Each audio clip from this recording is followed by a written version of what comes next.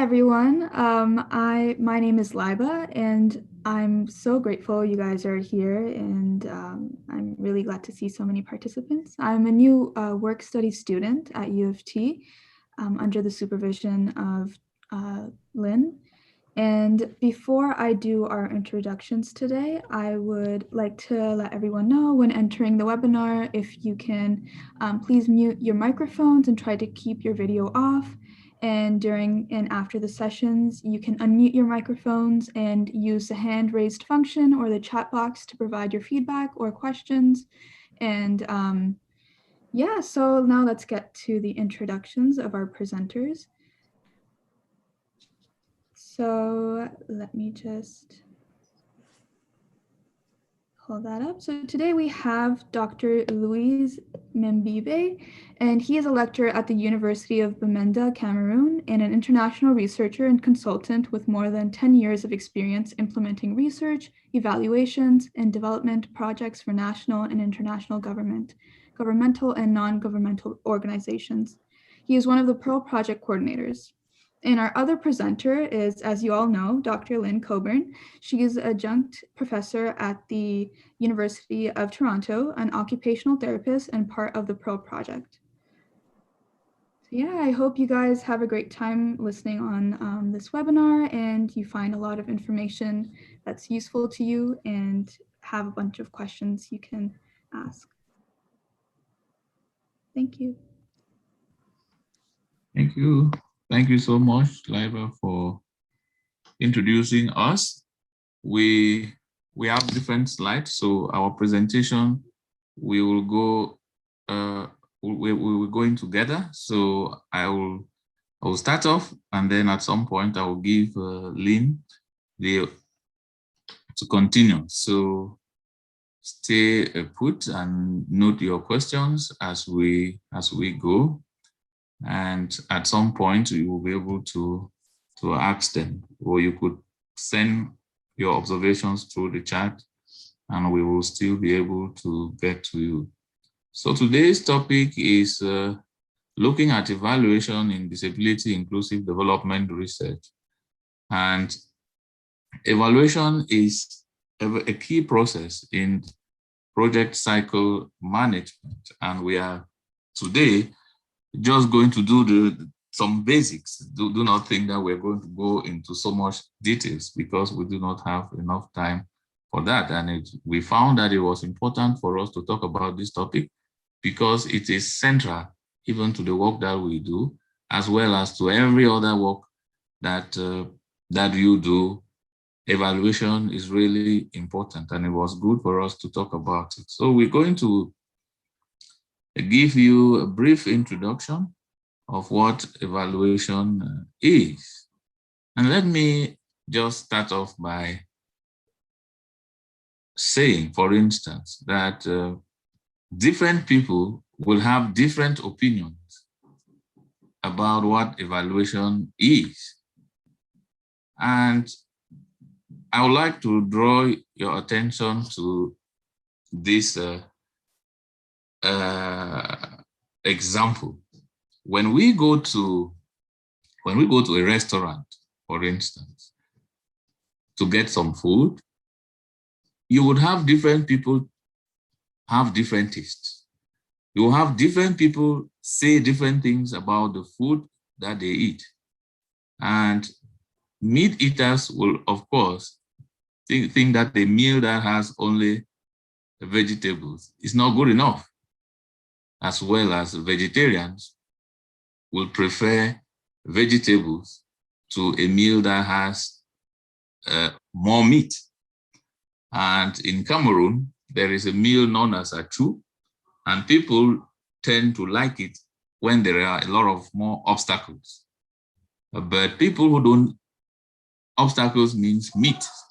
But people who are not interested in meat will eat the achu with vegetables and with garden egg. And each of them will have their perspective of what the achu was. Was it good? Was it bad?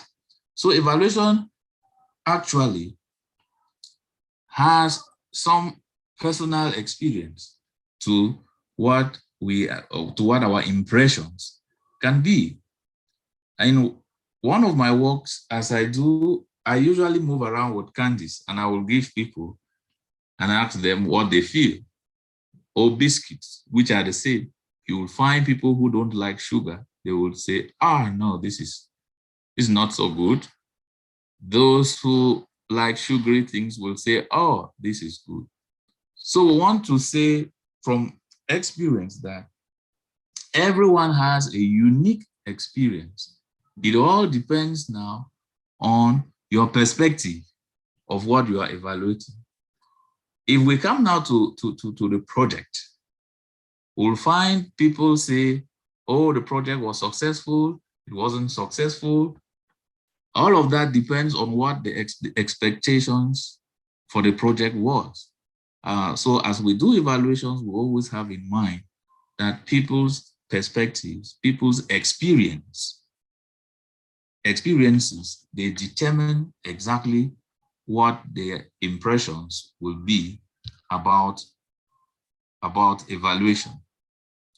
Let us look at why evaluation is important. At times, people think that evaluation is a very cumbersome, it's a very expensive venture, that small organizations cannot really do evaluations. They have their reason, and I think at times it is true as well. Evaluations also require a lot of time, money, and so on.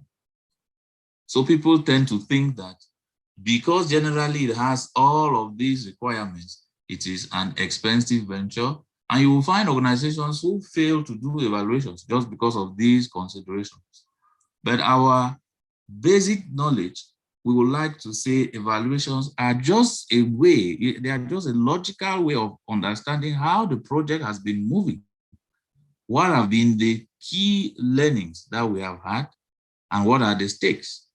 So it is a process that involves critical observation, critical collection of information and analysis with regards to effectiveness and efficiency of what the program has achieved. So, it is very, very important because it helps to inform policy, to inform ways forward. So if you don't evaluate yourself, it will be very difficult to know how to go forward. It will be very difficult to know what the next steps should be. And I always tell people that evaluation is a daily activity that we all do. Like, there is nobody who gets up from the house and just goes out. You must, in one way or the other, maybe stand in front of the mirror or just look at your attire and say, oh, this looks good, or oh, this doesn't look good, so I need to change. So it looks good, so this is how I have to move, etc., etc. So we are thinking project. Evaluation is very, very important, because if we don't do evaluation, we will never know how to progress. We will not know what the stakes are. So it is very important for us to do evaluations as a systematic, in a very systematic way, and then it will help us to move forward. For today, we're looking at critical approaches to evaluation. We'll try to define some key terms. We'll try to see what to consider when and how to do evaluation, and some of the complexities and diversities that exist. And as we go forward, we'll be looking at what the examples are. We'll be taking examples from the PIRL Project, the Partnership for Inclusive Research and Learning. So our examples will come from the ongoing evaluation that we are doing and from the surveys that we have been doing. That is generally what we'll be looking at. And then I will ask Lynn to look at the next slide, which is talking about development, disability and inclusive development. What really is development? Lynn, you have the floor. Thank you, Luis. And some of you might notice that we now have the transcript on, the live transcript. So if you find it distracting, you can disable it on your own device. If you have difficulty doing that and you need some assistance, please reach out to Liba or Stefan for assistance. And thank you, Dr. Mbibeh, for the great introduction. I didn't know you were going to talk about achu, but my mouth is watering thinking about having some good achu. So thank you. As you mentioned, this session is really just an introduction to evaluation. And we are not going to go into a lot of the concepts in depth, but we're in the sector or in the area of development, international development. How do we work collaboratively across spaces and across disciplines? We have a focus on disability and including people with who are living with disabilities in our work, and trying to mainstream disability in all aspects of development work. So when we think about what's happening in a country or what's happening in a component of a country, like education or the development of water supply or research community, we're thinking about how can people with a range of disabilities be included in that. Disability inclusive development also includes specific projects. So we just wanted to remind you about that. And in this context, we do evaluations to, as Dr. Mbibeh said a few minutes ago, to really inform decision-making. So do we want to continue a project? Is it going well enough that we want to continue it? Is it going well enough that we want to even replicate it and do it in many more places? Or is it not going so well and we want to scale it down? Sometimes it's just to take stock of what is working and what is not working within a team, within a project, within a sector. And then many times we do evaluation to show that it's having an impact and that it's relevant and that it should be continued. So there's many reasons to do evaluations.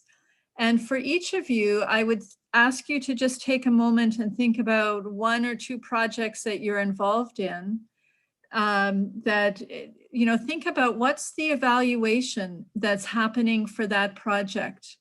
Who's doing the evaluation? And the key question is, why are they doing it? So a good evaluation begins with the end. So we begin our work in evaluation at the beginning of a project with what do we want to achieve at the end of this? If we wait until the end of the project to do the evaluation, we will not have the data or the information that we need, so we have to start from the very beginning and think about what is the scope and the strategy of the evaluation or the evaluations that we want to do in this project. When will we finish? If it's a long time away, perhaps we will want to do some midterm evaluations or some monthly evaluations. We want to think about when will the evaluation be done? Why exactly does your team want to do evaluation? Is it if it is only for the funder or only for somebody who's outside of your organization or your project, you might have less success with doing the evaluation. What's most valuable to you as an organization? What are your values? Why are you doing the work that you're doing? And how does that come into the evaluation process that you're using? Of course, you also have to take into account how much time, money, other resources your team has, and who can be involved, who's going to be using, who's going to be judging the outcome of the evaluation. So in our PIRL project, we have received funding from an organization called SSHRC for short. It's the Social Sciences and Humanities Research Council of Canada. They're funding the PIRL project for 3 years. And at the end of our 3 years, we have to submit an evaluation report. And I see that there's a note here that I was supposed to add some specific examples. I don't think I did that.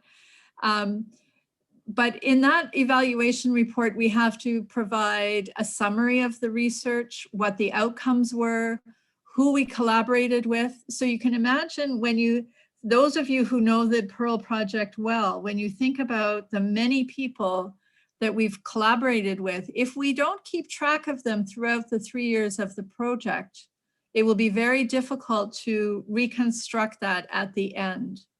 Likewise with students and any postdoctoral researchers, how they participated. They want to know how we shared the knowledge that we created. They want to know if anyone received an award for being involved with the project. And then there's some other things that they look for.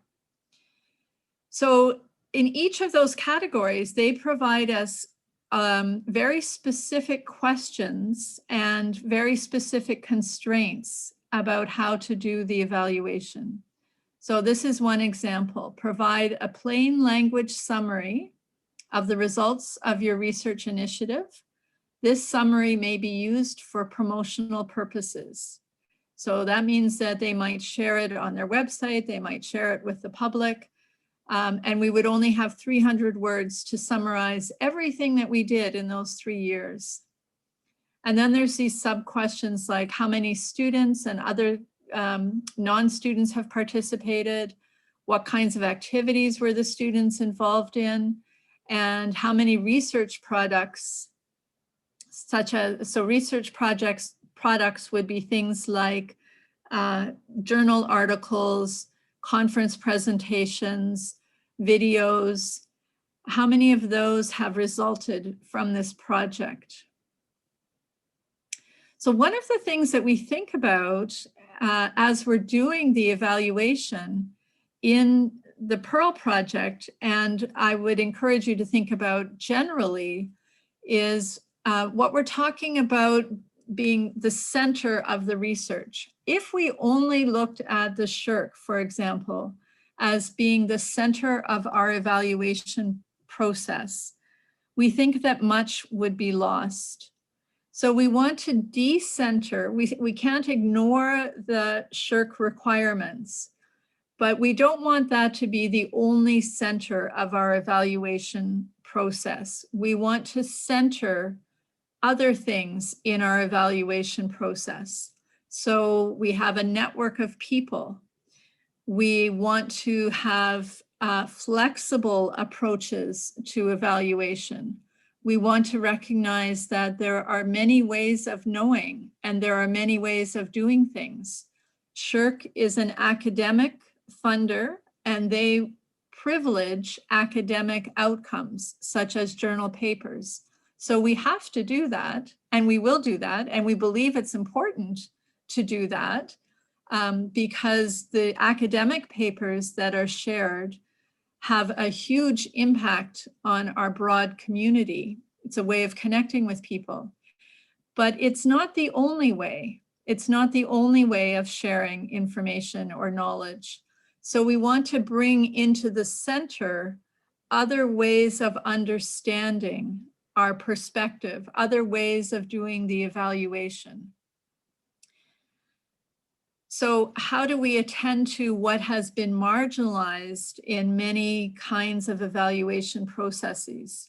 So how do we decenter the global North perspective or the Eurocentric thinking perspective and put more emphasis on other perspectives from the global South?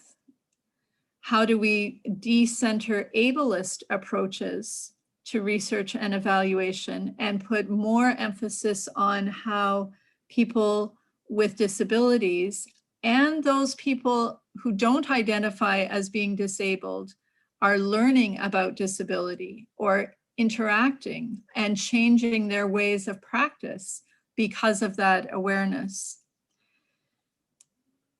How do we look at positivistic approaches to research and evaluation? Some of you will understand this word, some of you won't. We're not going to get into a discussion about that today, but it's something to consider, that there are many ways of knowing. We also want to think about the notion of who is an expert. And we have an expert with us today. Dr. Mbibeh is known as an evaluation expert. He travels all over Africa doing evaluations of programs. He's an outsider who comes to projects and looks at them and writes his report. So that's a very important function. But we're also saying that there are other ways of looking at evaluation. In our project, we have a complex group of people. Actually, Luis, do you want to do this slide? Yeah, it's okay. Thank you, Lynn. And to follow up with your discussion, there is this north-south perspective of what evaluation is, and even who an expert is. And as we move around doing evaluations, even in our groups, oh, my assistant is, it's okay, please. All right, let's go ahead, sorry. So as we move around doing evaluations, it is often a tussle between what is it that we think that it is the best? Who is really, which perspective do we think we should consider? And those are some of the things that we are looking at when we are doing inclusive research and inclusivity, to say that there is a way of harnessing this perspective. And when you look at the PIRL project that we are currently implementing, it is quite a very complex project that has so many different activities. And for instance, our core team has approximately 25 people. We have a network of about 100 people with a steering committee. And as Lynn earlier mentioned, all of our activities are funded by SHARE. And there is a lot of volunteer in-kind work. There are different activities. I, as coordinator, I receive many questions from people, and they will be like, Louis, which one is this that you guys are doing now? Is it still the project? Is it, because we have different dimensions related to research dimension of the project, related to support for persons with disabilities involved in the project, and different other aspects related to sharing of information, even networking, and so on. In this kind of a complex project, evaluation can focus on an aspect of the project. It can focus on the whole project, as well as just on an aspect. And that is why we are underlying that evaluation is not supposed to be looked at in terms of it must be the whole project that we are evaluating. We could actually focus only on an aspect. But for the PIRL project, we would like to know what is happening in all the aspects of the project that we are doing. Next slide, please.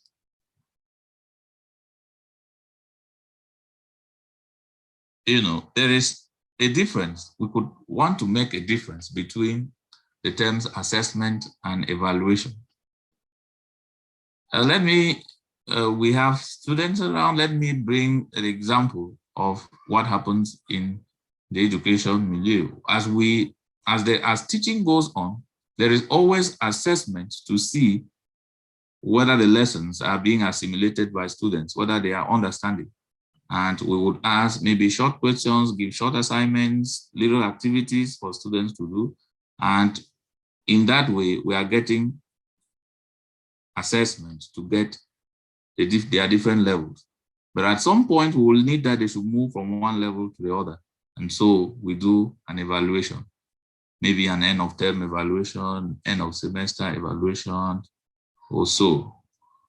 It's the same for evaluation of projects and assessment of what is going on in the project.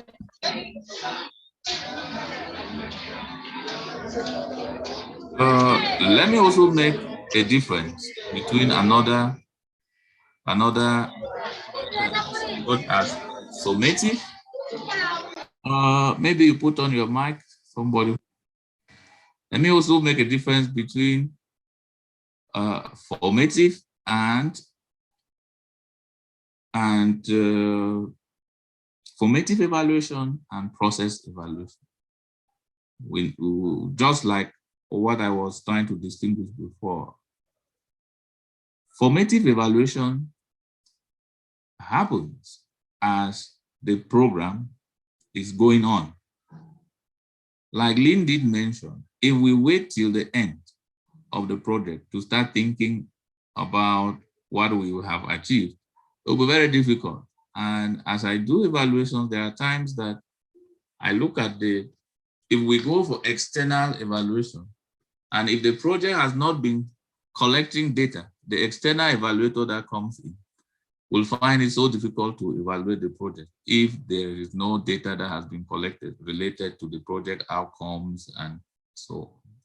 So it's always very important that as the project is going on, there is need for formative evaluation. And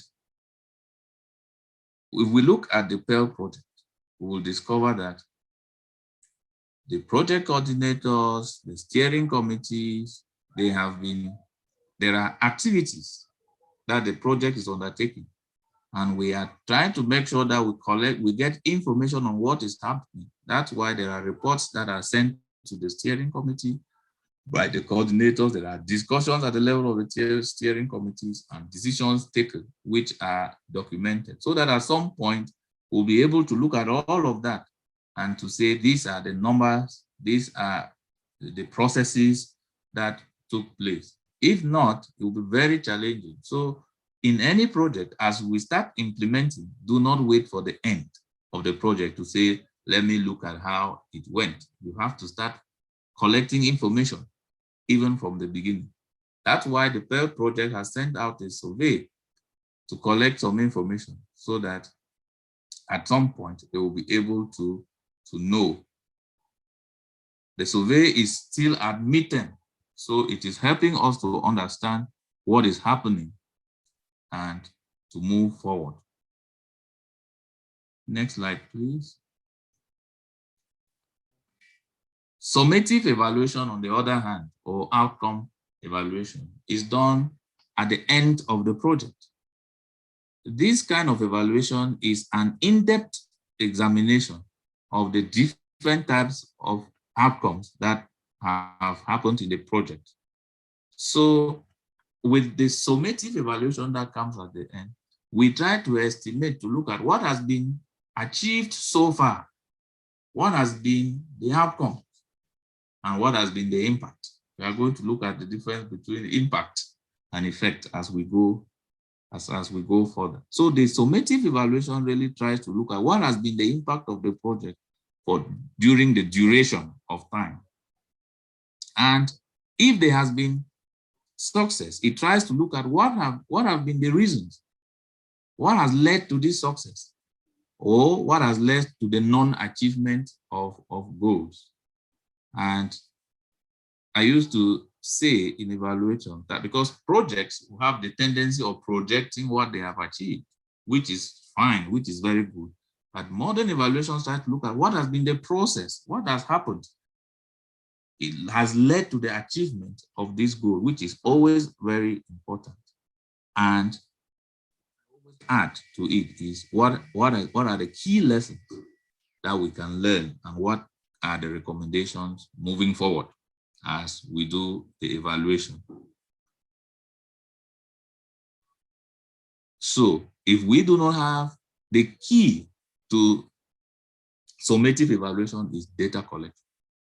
And if we do not have data collected, it will be very, very difficult for us to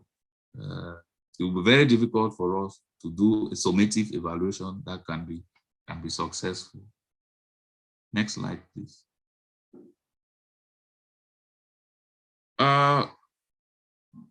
Lynn, give us some distinction about these key terms.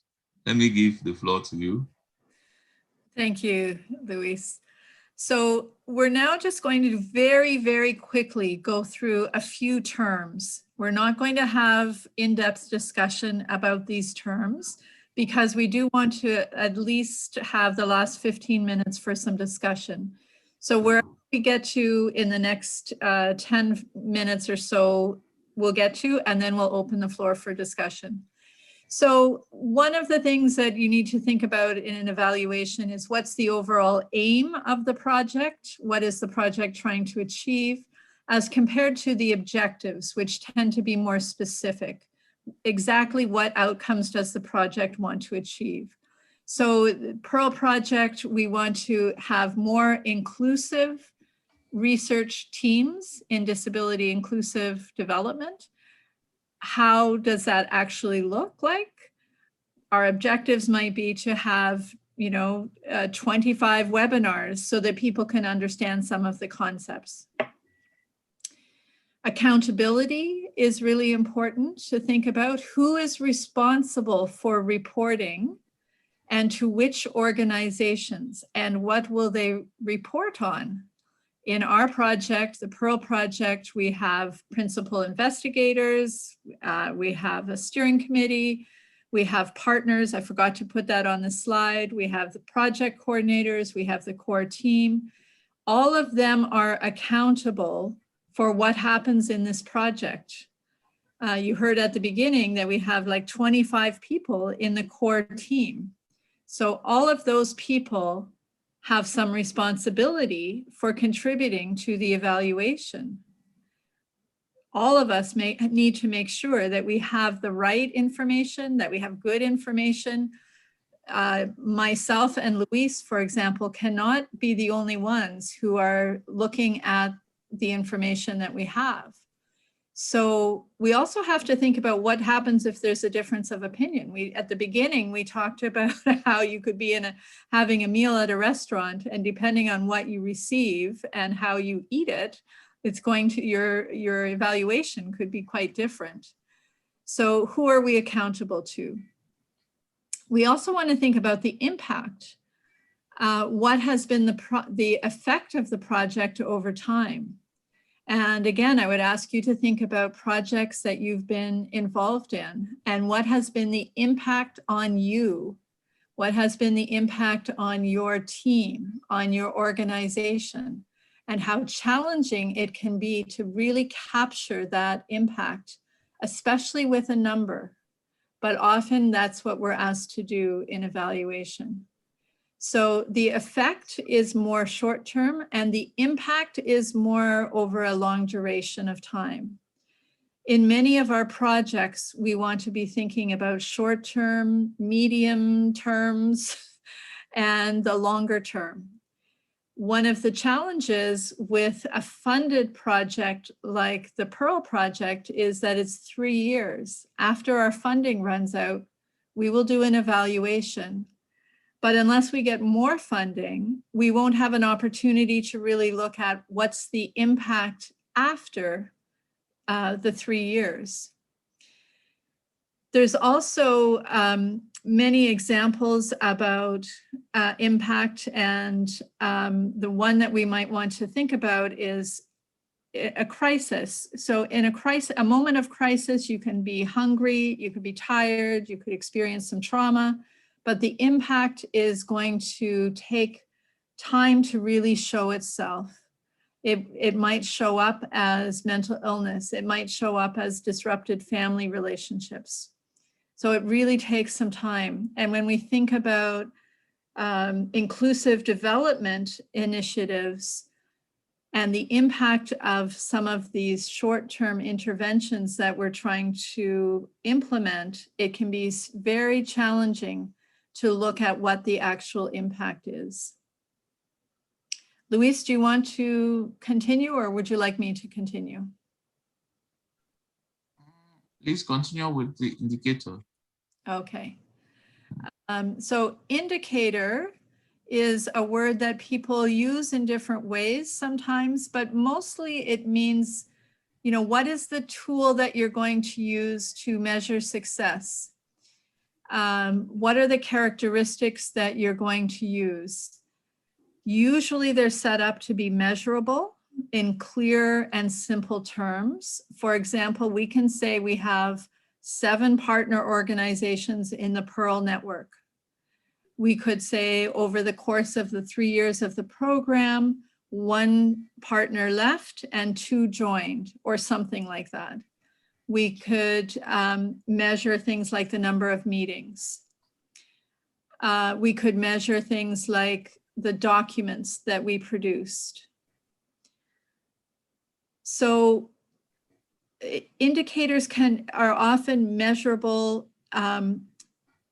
When it's important to also consider qualitative indicators and to go a little bit deeper into thinking about what is you're actually trying to measure. Luis, over to you for monitoring and evaluation.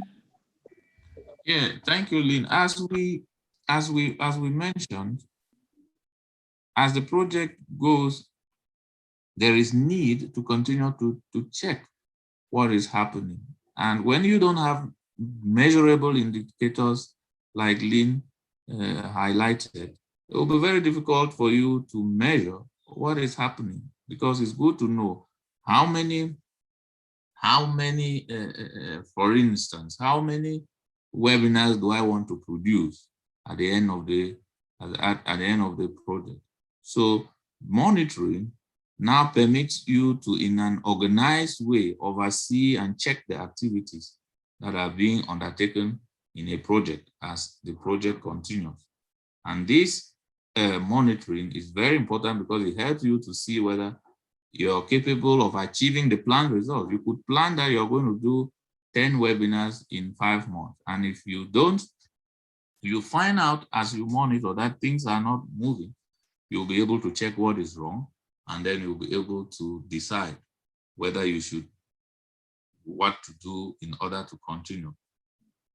And that, so that the project objective, you should achieve the project objective. So monitoring is actually an ongoing process of checking, of overseeing, and of ascertaining that things are moving on well. Meanwhile, evaluation comes with an overview of what has been achieved so far. And you like to see whether the project goals overall have been met or they have not been met.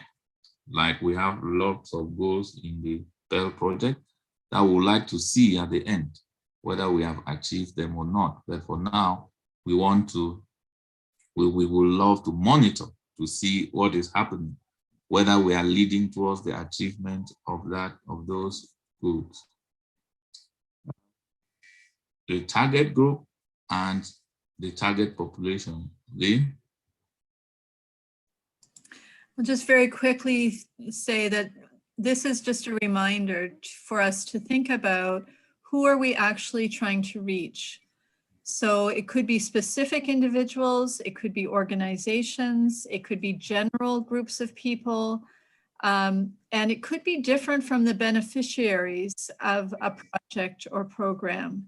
So for example, in our work, we're trying to have more researchers who are living with disabilities included in research teams. And so maybe we need to be targeting university administrators so that they change their policies and attitudes so that they're more comfortable hiring researchers who are disabled. So again, you know, for the PIRL project, we're thinking about many different target population. Some people don't like the word target population because it's like you're aiming at these people, but it is the language that's often used. So we're thinking about students, we're thinking about researchers, and not only researchers who are people with disabilities, but also the researchers who are not living with disabilities, because they are the ones who really have to learn how to include people, other researchers. Okay, so we are on track for some discussion. We're going to have some discussion about anything you would like, really, but we thought that we would start with the question of who should be doing evaluation and how should they be doing it. And so we'd like you to think about the consideration of insider and outsider.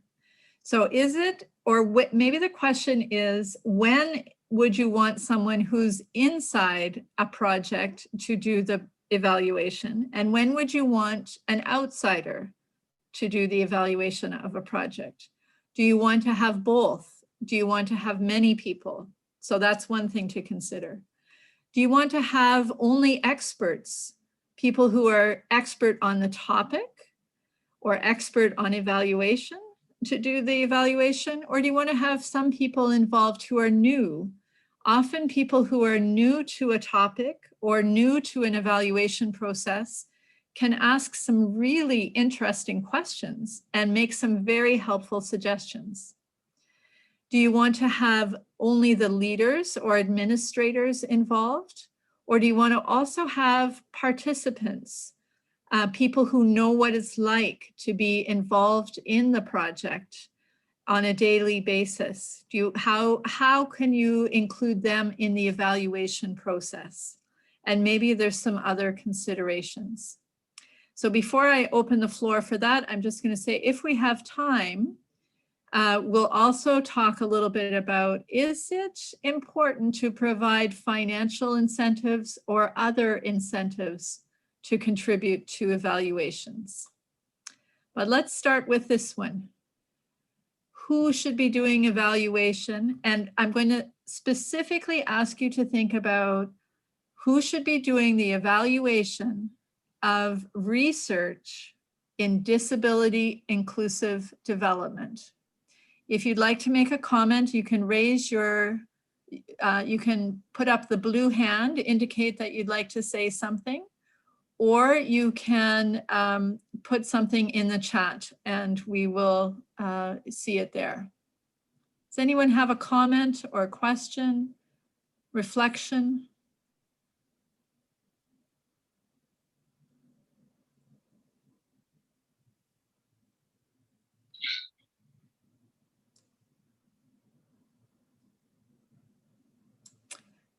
Che, please go ahead.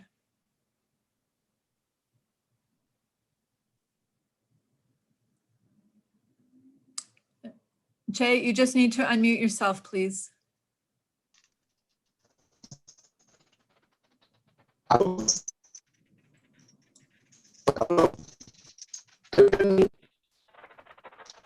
Hello, your line is breaking.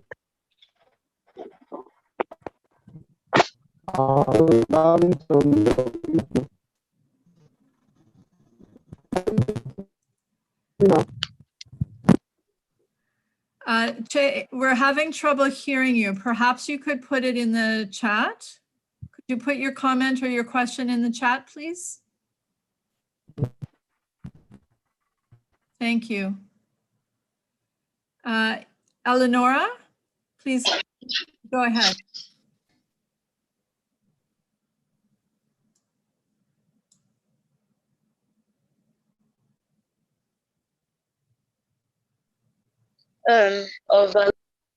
On the project are those who have any project, anyone who has a project that is involved with disability. You are supposed to carry out the evaluation in order to ensure that what you are doing is right. Because what you are doing does not necessarily depend on whether it is right or wrong, but it depends on those whom you are dealing with. So anyone who has the intention to carry it out can do the evaluation.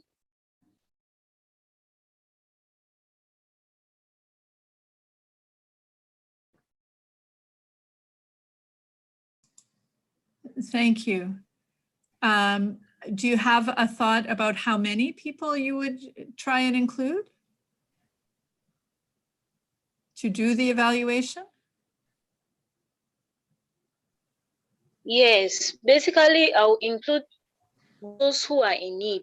Let me say, for example, I will not just include those who are physically able, but including the disabled, those that can bring out the pains they feel, those that can bring out the experiences they go through, those who are physically able and those who are disabled, and most especially those who have a knowledge about the disability inclusion.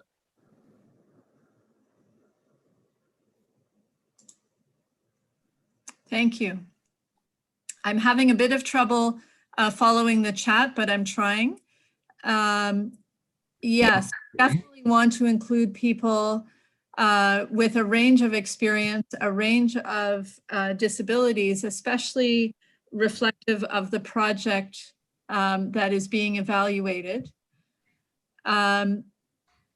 Maybe someone would like to make some comments about how that has actually happened in their own work. I know we have several people here who have been involved in inclusive research projects and have been using inclusive approaches. Would anyone like to give a specific example? I see, Vero, you're saying everyone should be included in evaluation as long as they've been involved. Would you like to say a little bit about how you've done that in your organization?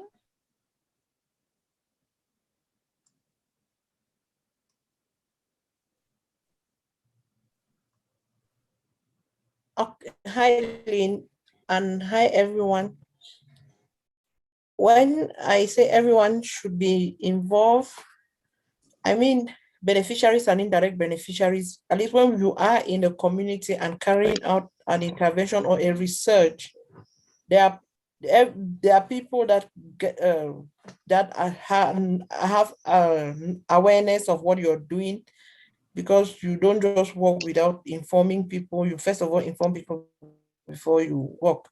And when you inform them, you make them to understand why you are doing your research, the impact or the advantages and disadvantages on their participation and not participating. So when you carry out the research, there is need for you to give them a feedback or restitute to them. And at this point, when you are doing an evaluation based on the knowledge they already have from the onset, they may have things to say based on what they have experienced in your working with them. So it involves persons with disability, their caregivers, their family members, community leaders, and organizations that are based in the communities that may have information. Because you want to do research, you don't just, you have partners, collaborators, where you'll be gathering data, maybe literature and qualitative and quantitative data at certain points. So all of those people should be involved. Thank you. So do you have some thoughts about, I guess, who should be asking the questions in an evaluation? You know, sometimes the concern is that if the people running the project ask the questions, people are not so, what's the word, forthcoming. So if I ask, you know, I might not get the same answers as if someone from outside of PIRL asks, or if people don't have to give their name or something like that. Do you have some thoughts about that? Well, I think people who are doing the project have a better understanding and have a better way to ask questions that can bring out good information from within people's expressions. So I think it is just to be able to, in the course of your work, build confidence with them, make them know that it is, make them have the confidence to be able to open up during the evaluation. And normally you make them to know that it is anonymous and it will not, their personalities will not be revealed. But it won't be anonymous if you're asking them. You are working with them, but if you are doing a publication, you need to seek their consent before publishing their identity. Well, we're not talking about actually doing the research. We're talking about doing an evaluation of a project, right? Okay. There's another up as well. Lynn? Go ahead, Dr. Komik. Yes, I think an outsider who understands what the research is all about is better placed to ask questions, because at times we are afraid that probably if we take somebody from the project to do the evaluation, there might be some bias in terms of his reporting. So it is always good to probably get somebody from outside who will probably ask some of the people who are involved in the project to give how it went, and then they do their personal evaluation. Of course, it must be somebody who knows what is evaluation and understands exactly the theme of which the research is all about. Thank you. And I see a comment from Alice, who says both insiders and outsiders should do the evaluation. Alice, would you like to say something about your comment, please?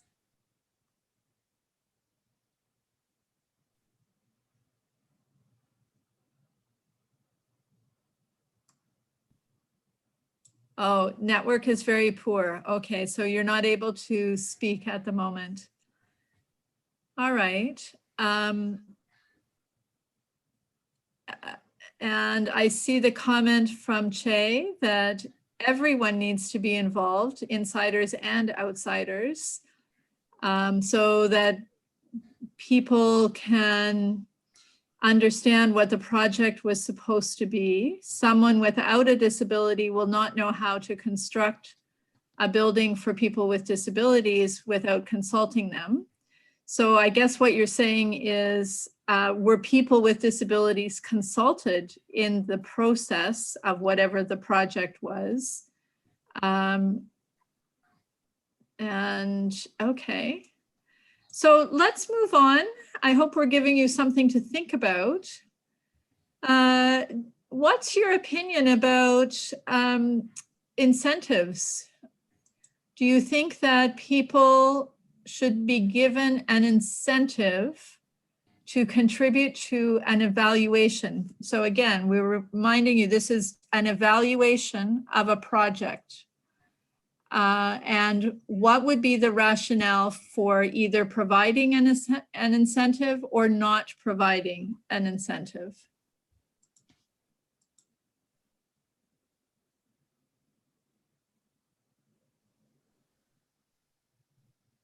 Anyone want to weigh in on this? Let's say you're preparing a budget for a new project, and that you want to consider your evaluations. You're going to do evaluation activities throughout the whole project as part of your monitoring, part of your formative evaluation, as well as at the end.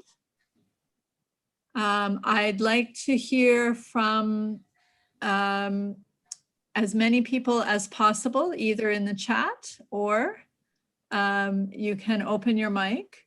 Ellen is saying this might, so providing an incentive might influence the response and is perhaps not advisable.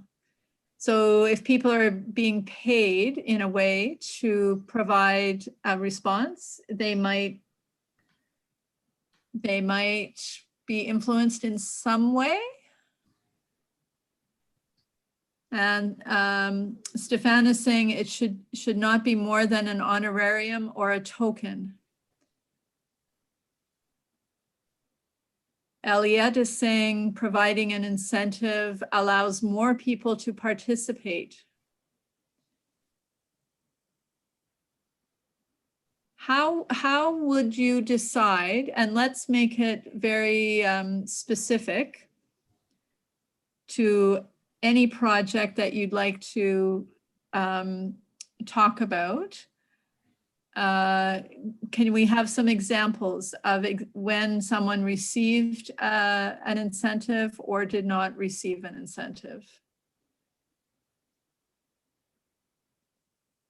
Louise?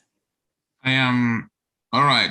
From my experience, when we do proposals, like technical proposals, and we provide incentive for participants, there is always a big question. There is always a discussion around it to make sure that it's not something that is going to influence them, but we always advocate, especially inclusive, because I do a lot of disability inclusive development programs, and persons with disabilities are generally, from what I see, there will be levels of vulnerability. There will be need to transport them to a focus group discussion, for instance, or to an in-depth interview. There will be need to provide transportation. There will be need to provide, maybe if it's going to take 2 hours, generally what I propose and has often been accepted in different places is that I should provide food for a 2-hour discussion and I should provide transportation. But then I've never had a situation where I have to pay to give a payment for participating in focus groups. What we give is only related to transportation and food, also not really payments for participating, especially to project beneficiaries. But when it comes to project officers, those who work in the project, generally we do not give them anything for responding to neither transportation nor any incentive, but we give to beneficiaries who participate in an evaluation process. I think in some ways it comes back to one of the concepts we had at the beginning about accountability. Who is accountable or who's responsible for doing the evaluation? If you think about your organization and your projects within that organization, do you expect to be paid additional to complete the evaluation for the funder? Probably not, right? Definitely. On the other hand, you're also saying that for people who are not part of the core or the administrators of the project, and I think that's the comments in the chat as well, is that it's important to recognize the effort that people are giving to contribute to an evaluation. And maybe there's a way of doing it over time rather than one, at one time. But these are complex questions and very dependent on the specific situations. We're going to wrap up in 1 minute. I'm just wondering if anyone else has a story that they would like to share about doing a disability inclusive research evaluation.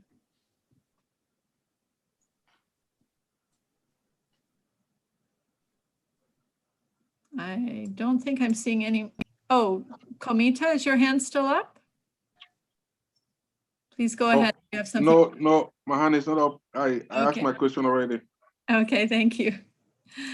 Okay, so Dr. Mbibeh, I really want to thank you so much for providing this webinar. I know that you really had to work hard to keep your electricity, your internet, to be available, and your assistant wanted to join in. And so we hope that you go and have some time with your family now. Thank you very much.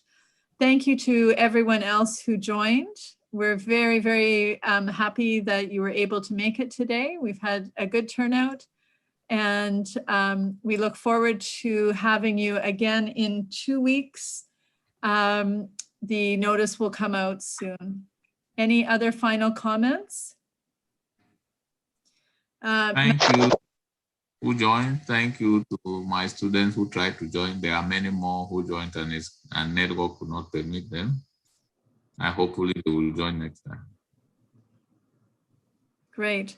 We will have a follow-up webinar sometime in the future about going into some of these issues a little bit in more detail and really making it more relevant to specifics. So thank you all very much. And Laiba, thank you very much for your behind the scenes help, and Stefan. And we will have this up on the YouTube channel within a few days, hopefully. Bye for now. We'll keep the room open for a few minutes if anyone has any extra discussion that they would like to have.